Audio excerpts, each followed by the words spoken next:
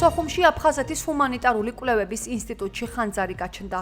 დიმიტრი გულიას სახელობის აფხაზეთის ჰუმანიტარული კვლევების ინსტიტუტი 1925 წელს შეიქმნა. ინსტიტუტი ძველ ისტორიულ შენობაშია განთავსებული, რომელიც წინა საუკუნის დასაწყისში აშენდა. ფაქტის ამსახველი ფოტო-ვიდეო მასალა Telegram არხებზეც ვრცელდება. ამ საკითხზე კომენტარი აფხაზეთის საინფორმაციო ანალიტიკური ცენტრის ანალიტიკური სამსახურის უფროს ზურაბ ტატიშვილს ვთხოვეთ.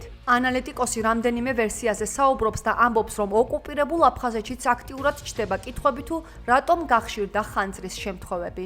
არის ორი მიზეზი, ერთი რომ აფხაზეთში ენერგეტიკის ინფრასტრუქტურა არის ამორტიზებული, ტრანსფორმატორები არ მუშაობს, გადაცემის ხაზები არ მუშაობს, ელექტროენერგია არასაკმარისია, იმიტომ რომ მოხმარება გაიზარდა ბოლო რამოდენიმე წლის განმავლობაში და ხშირი არის გამორთვები, ჩართვები, ძაბვა თამაშობს და ეს ხშირად ხდება.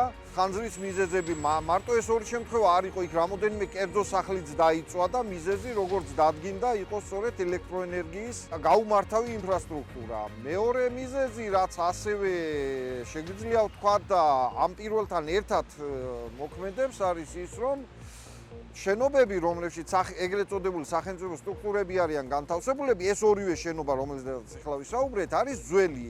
დიდხანს მისი აღდგენა, გარემონტება არ მომხდარა, ინფრასტრუქტურა აქაც არის, ასე ვთქვათ, სავალალო მდგომარეობაში. ეს ერთად იწვევს იმ პრობლემებს და იმ ხანძრებს, რომლებზეც უკვე ვსაუბრობდით.